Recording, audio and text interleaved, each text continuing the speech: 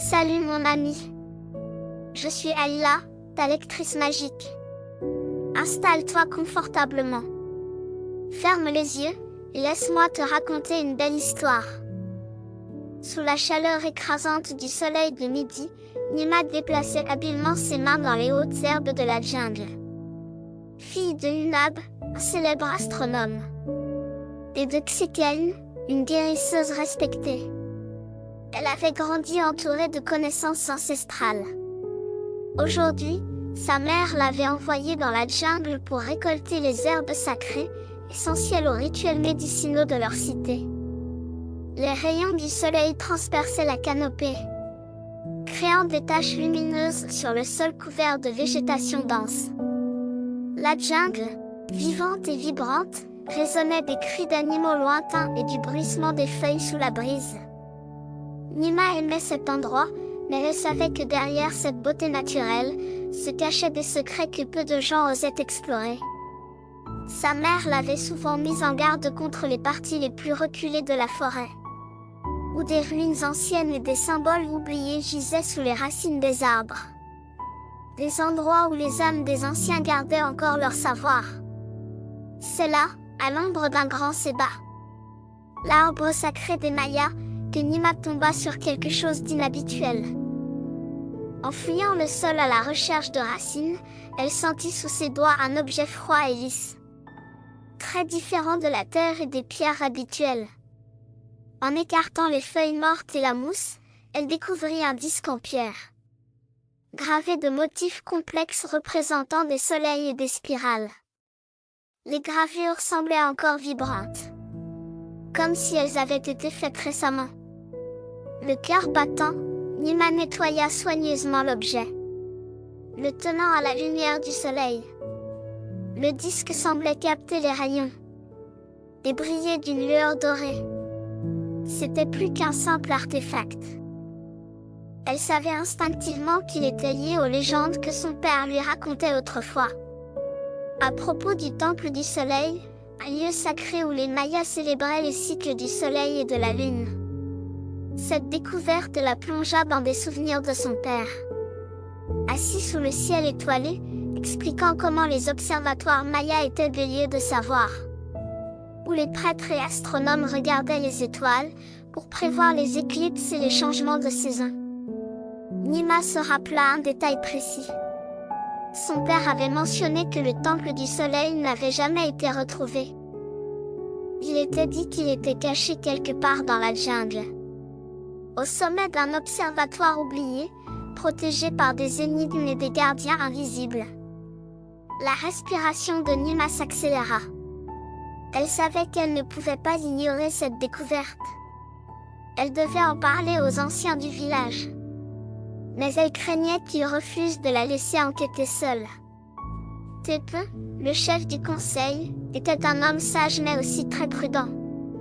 Il n'accepterait jamais qu'une jeune fille se lance dans une telle quête. Dès son retour au village, Nima se précipita chez sa mère. Xeken, en voyant le disque, le prit entre ses mains et le tourna lentement à la lumière. Ses yeux s'écarquillèrent lorsqu'elle reconnut les gravures. C'est un artefact ancien Nima, lié au Kinishao, le dieu du soleil, murmura-t-elle avec révérence. Mais avant que Nima ne puisse répondre, un cri retentit dans le village.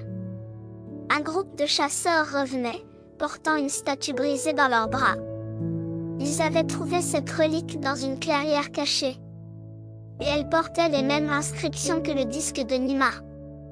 Le chef Tepe, alerté par cette découverte, rassembla le village pour une réunion urgente, sous le grand temple des étoiles, où les villageois se rassemblaient pour des cérémonies. Tepe le chef examina la statue et le disque. Ses yeux se posèrent sur Nima. « Tu as fait une découverte importante, jeune fille. Ces symboles, ils appartiennent à une prophétie ancienne, oubliée depuis des générations. Le temple du soleil est mentionné ici.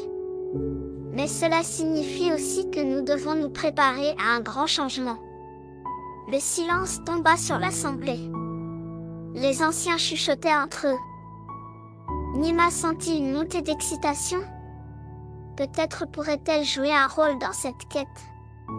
Elle ne pouvait pas laisser passer une telle occasion. Rassemblant son courage, elle prit la parole devant tout le village. « Permettez-moi de poursuivre cette quête, » dit-elle d'une voix ferme. « Je retrouverai le temple du soleil. Mon père m'a appris à lire les étoiles et à suivre les cycles du soleil.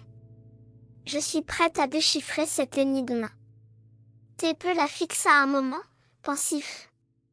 Ce n'est pas une tâche à prendre à la légère. Tu devras affronter des épreuves.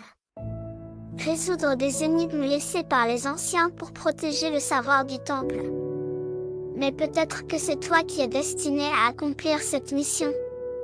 Nima sentit une vague d'excitation et de peur la traverser.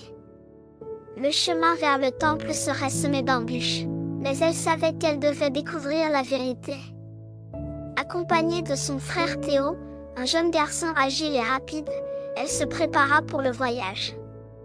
Leur mère leur remit des plantes sacrées pour les protéger et les guérir en cas de besoin. Au matin, ils partirent ensemble, laissant derrière eux la sécurité du village pour s'enfoncer dans la jungle épaisse.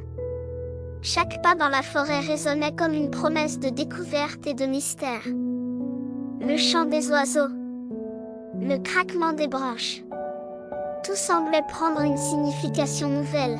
Les sentiers de la jungle devenaient de plus en plus étroits. Et bientôt ils atteignirent une clairière, où se dressait l'entrée d'une ancienne cité en ruine, à moitié enfouie sous la végétation. Les murs étaient couverts de symboles gravés, semblables à ceux du disque que Nima avait trouvé. Ils savaient qu'ils étaient proches du temple. Mais la véritable épreuve ne faisait que commencer. Après plusieurs jours de marche à travers la jungle dense, Nima et Théo atteignirent enfin les ruines de la Camule, une ancienne cité maya perdue dans la végétation. Les murs effondrés étaient recouverts de lianes et de mousse, et des racines d'arbres centenaires avaient envahi les anciens temples. L'atmosphère était empreinte de mystère. Chaque pas qu'ils faisaient résonnait dans ce lieu abandonné, comme si les esprits des anciens Mayas les observaient silencieusement. « Nous sommes arrivés, » murmura Théo, en essuyant la sueur de son front. « Mais où est le temple que nous cherchons ?» Nima se rappelait que leur père leur avait parlé des jeux sacrés, qui se déroulaient dans cette cité. Elle savait que le secret pour accéder au temple du soleil était lié à ces compétitions. Ils devaient trouver le terrain de jeu sacré, là où les prêtres et les joueurs se réunissaient autrefois, pour honorer les cycles du soleil et des étoiles. En s'enfonçant plus profondément dans les ruines, ils tombèrent sur un large terrain bordé de murs élevés. Sur les parois de pierre, des gravures représentaient des joueurs de Pok-Tapok, le jeu de balle sacré des Mayas, en train de frapper une balle en caoutchouc avec leurs hanches et leurs épaules, sous le regard des esprits. Nima comprit rapidement qu'il ne s'agissait pas d'un simple jeu. Ce terrain était un lieu de rituel, où les joueurs cherchaient à reproduire les mouvements des étoiles et des planètes dans le ciel. La balle représentait le soleil, tandis que les joueurs étaient comme les constellations, manipulant la lumière du jour et de la nuit. Un étrange silence régnait sur le terrain. Les gravures semblaient vivantes, comme si elles attendaient que quelqu'un décode les énigmes laissées par les anciens joueurs. Mais à mesure qu'ils observaient les symboles gravés, Nima ressentit une tension. Elle savait que pour avancer, ils devraient participer à cette épreuve. « Théo, je crois que nous devons jouer, comme dans les temps anciens. Les réponses se trouvent peut-être dans les mouvements que nous devons accomplir sur le terrain. » Les portes en pierre à l'extrémité du terrain s'ouvrirent lentement, laissant entrer une brise chaude chargée de poussière. Nima et Théo échangèrent un regard, puis se mirent en position, imitant les gestes des anciens joueurs représentés sur les murs. Une balle de pierre roula silencieusement au centre du terrain. À cet instant, Nima entendit un murmure étrange, comme un écho provenant des profondeurs du temple. Le soleil ne doit jamais toucher la terre. Ces mots résonnaient dans sa tête. Elle se souvenait que le jeu de balle symbolisait la course du soleil dans le ciel, et qu'il fallait maintenir la balle en mouvement, sans qu'elle ne tombe jamais au sol. Mais ce n'était pas un jeu ordinaire.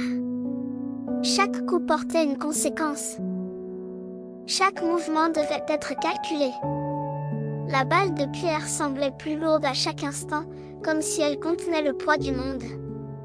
Théo lança la balle avec force, l'envoyant rebondir contre l'un des murs. Le jeu avait commencé. Des symboles lumineux s'allumèrent sur les murs en réaction au mouvement de la balle. Nima observa attentivement. Chaque symbole représentait une position céleste. Elle comprit que le jeu n'était pas seulement physique, mais aussi intellectuel. Ils devaient réaligner les constellations à travers leurs coups, pour ouvrir le passage vers le temple du soleil. À chaque coup, des images de constellations mayas apparaissaient sur les murs. Elles étaient reliées à des cycles lunaires et solaires. Et chaque erreur de leur part modifiait l'éclairage du terrain. À un moment crucial, une porte secrète s'entr'ouvrit, révélant une autre partie des ruines. « Nous y sommes presque », souffla Nima, le cœur battant. Elle devait maintenant frapper la balle dans un angle précis pour activer le dernier mécanisme.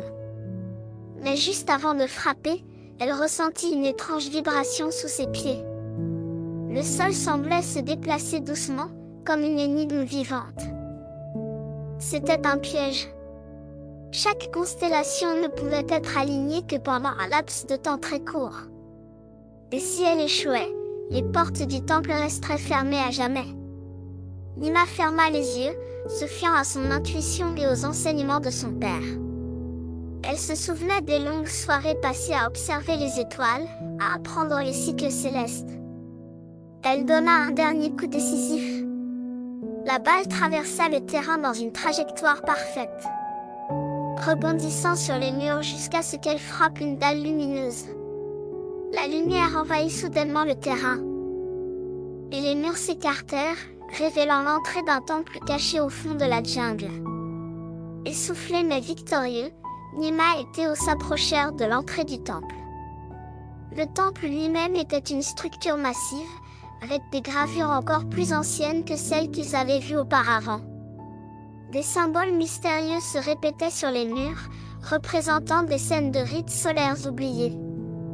À l'intérieur, ils découvrirent une immense salle circulaire avec des miroirs gravés, positionnés pour capter les rayons du soleil à des moments précis de l'année. Nima sut qu'ils étaient à la veille d'une grande découverte. Mais elle sentait aussi qu'ils n'avaient pas encore vu tous les pièges et défis de ce lieu sacré. Quel secret cachait le temple du soleil? Pourquoi les étoiles semblaient-elles réagir à chaque mouvement qu'ils faisaient? Le temple semblait respirer avec eux, comme si chaque pas qu'ils faisaient dans la grande salle circulaire éveillait une conscience ancienne. Nima et Théo observaient, fascinés, les miroirs gravés projetant des éclats de lumière dans des directions précises, illuminant des symboles mayas et des gravures représentant des rituels oubliés. Mais alors qu'ils approchaient du centre de la salle, quelque chose changea. Un mécanisme ancien s'activa soudain. Et les miroirs commencèrent à tourner lentement, modifiant la trajectoire des rayons lumineux. Leurs reflets dansaient maintenant sur les murs, révélant des constellations gravées, autrefois invisibles. Nima serra le disque solaire qu'elle avait trouvé dans la jungle. Il y a une énigme ici. Nous devons comprendre comment ces miroirs fonctionnent. Elle savait que les miroirs étaient une partie essentielle du temple, conçu pour suivre les cycles des étoiles et du soleil. Mais à mesure qu'ils s'ajustaient, un tremblement secoua soudain la pièce. Le sol sous leurs pieds vibra, et une dalle s'enfonça brusquement, révélant une ouverture menant à un tunnel souterrain. Le tremblement devint plus intense, et avant même qu'ils puissent réagir, Nima et Théo basculèrent dans le tunnel. Ils glissèrent rapidement le long de la pente, leurs cris résonnant dans l'obscurité. Enfin, ils atterrirent dans une chambre encore plus ancienne. éclairée uniquement par un faible rayon de lumière filtrant à travers une fissure. La salle dans laquelle il se trouvait était différente. Ici, le sol était recouvert de racines anciennes et de plantes sacrées, que Nima reconnut immédiatement. Les murs étaient gravés de symboles solaires, mais aussi d'étranges inscriptions qu'elle n'avait jamais vues. Nous avons trouvé la chambre cachée, murmura Théo en scrutant l'espace autour d'eux. Au centre de la salle se trouvait un immense disque en pierre, gravé de symboles mayas, entouré de plantes. Nima s'approcha lentement du disque, réalisant que le disque solaire qu'elle portait était la clé pour activer ce dernier mécanisme. Nima plaça soigneusement le disque solaire dans une encoche circulaire au centre du grand disque. Dès qu'elle le fit, une série de lumières dorées s'activa, illuminant les murs et révélant une inscription cachée. « C'est planté, dit-elle, observant leur disposition. Elles doivent être placées dans un ordre précis pour accomplir le rituel. » Elle se rappela des enseignements de leur mère Xécan sur les plantes sacrées et leurs propriétés curatives et spirituelles. Chaque plante avait un rôle précis à jouer dans les rituels mayas. Pendant que Théo ajustait les plantes autour du disque, Nima commença à chanter un ancien chant rituel découvert sur les murs. Les paroles anciennes résonnèrent dans la chambre, et à chaque note, la lumière se fit plus intense. Le sol trembla de nouveau, mais cette fois, la vibration était différente. Comme si la salle tout entière répondait au chant. Le disque solaire tourna une dernière fois, projetant une lumière vive vers le plafond. Le faisceau traversa les fissures et les miroirs du temple supérieur, créant une chaîne de lumière qui monta vers le ciel nocturne, illuminant les étoiles. La chambre s'apaisa, et le silence retomba lentement autour d'eux. Ils avaient réussi. Le temple du soleil avait révélé ses secrets, et avec lui, le cycle solaire avait été restauré. Nima et Théo se regardèrent, épuisés mais triomphants. « Nous avons rétabli l'ordre des étoiles, » murmura Nima avec un sourire de soulagement. « Le village sera sauvé. » De retour au village, ils furent accueillis en héros. Tepe, le chef du village, les félicita pour avoir accompli une quête que même les anciens n'avaient pas osé entreprendre. Grâce à leur courage et à leur connaissance, le village retrouvait enfin la lumière du soleil et l'harmonie avec les étoiles. Le chant du soleil, autrefois oublié, résonnait de nouveau dans leur cité, prêt à guider les générations futures. Et toi, si tu devais découvrir un ancien rituel caché, quel mystère aimerais-tu percer pour protéger ton village ?